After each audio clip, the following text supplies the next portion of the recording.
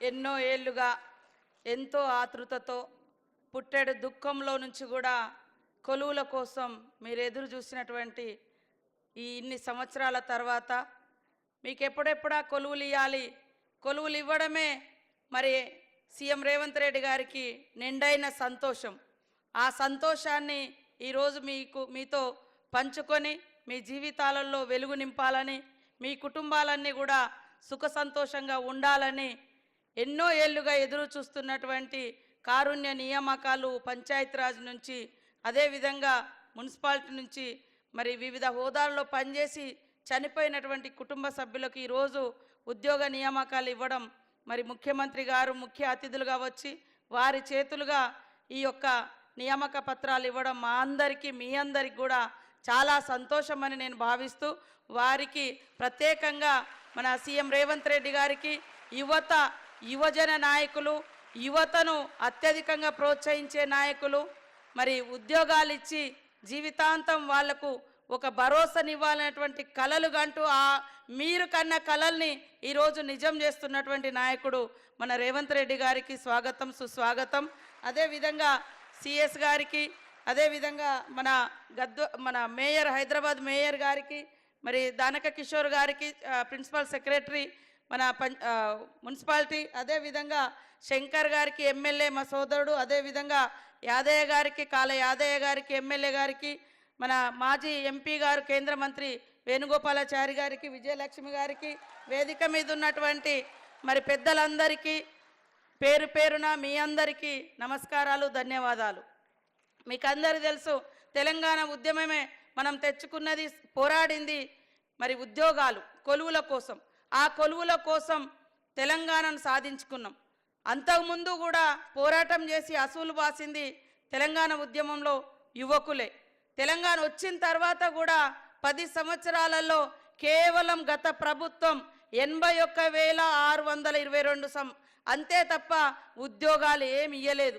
వాళ్ళు గనక నిజంగా గత ప్రభుత్వం ఉద్యోగాలు ఇచ్చుంటే ఏండ్ల కొద్దీ ఇళ్లల్లో కుటుంబ సభ్యులను కోల్పోయి ఇవాళ ఉద్యోగాల కోసం మీరు చూసిండే వాళ్ళు కాదు. అవునా కాదా ఒక్కసారి ఆలోచించండి. ఉద్యమంలో కొట్లాడి చనిపోయారు, మళ్ళీ తెలంగాణ వచ్చిన తర్వాత కూడా ఇంకా ఎప్పుడు వస్తుందని కూడా చాలామంది యువత సూసైడ్ చేసుకున్నారు. కానీ ఈరోజు మన ప్రభుత్వం, మన ఇందిరమ్మ ప్రభుత్వం, మన సీఎం రేవంత్ రెడ్డి గారి ప్రభుత్వం యువతకు కొలువులు ఇవ్వాలి. అది ఆయనకు ఒక పండుగ. ఎందుకంటే ఆనాటి ప్రభుత్వం కేవలం ఒక ఆశ చూపింది, కానీ ఆశలలో మరి ఆశలను నెరవేర్చే విధంగా ఏమాత్రం చేయలే. కేవలం వాళ్ళ కుటుంబంలో ఎవరైనా ఓడిపోయినా, ఎవరైనా ఏదైనా అయితే మాత్రం వెంటనే వాళ్ళ కొలువులు ఇచ్చారు తప్ప మన ఇళ్లలో కనీసం చనిపోయిన వాళ్ళకు వాళ్ళ స్థానంలో కారుణ్య నియామకాలు చేపట్టలేదు. రాష్ట్రంలో ఉన్నటువంటి యువతకు కూడా ఉద్యోగాలు ఇచ్చినటువంటి దాఖలాలు లేవు. మరి నిన్నటి వరకు చూస్తే ఇప్పటి వరకే సంవత్సరం లోపు దాదాపుగా 57,000కు పైగా ఉద్యోగాలు ఇచ్చినటువంటి ఘనత, మరి ఉద్యోగులకు సంబరాన్ని నింపి నిరుద్యోగ యువత యొక్క నిరాశలను తొలగించినటువంటి ఘనత కూడా మన సీఎం రేవంత్ రెడ్డి గారిది. అది మీ యొక్క కుటుంబ సభ్యుల్లాగా మీ అందరి ఆశలు, ఆకాంక్షలు నెరవేర్చాలి, నిరాశ వైపు పోకూడదు. వీళ్ళు ఈ రాష్ట్ర అభివృద్ధిలో భాగస్వాములు కావాలని వారు నిరంతరం ఎక్కడ ఏ ఖాళీలు ఉన్నాయన్నా వెంటనే నోటిఫికేషన్స్ ఇవ్వడం లేదా ఫిలప్ చేయడము ఈ రకంగా చేస్తూ ఉన్నారు.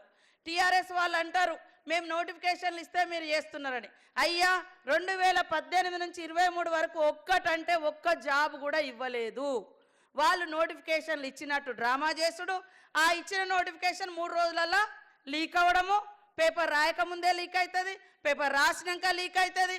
ఇట్లా అన్ని లీకేజీలు 15 ఇచ్చిరు వాళ్ళు, అన్ని లీకేజీలతోటి ఆగిపోయింది తప్ప ఒక్కటంటే ఒకటి మళ్ళీ దశలో వాళ్ళు మళ్ళీ సెకండ్ టర్మ్ అధికారంలోకి వచ్చినాక ఒక్కరికి కూడా ఉద్యోగాలు ఇవ్వలేదు.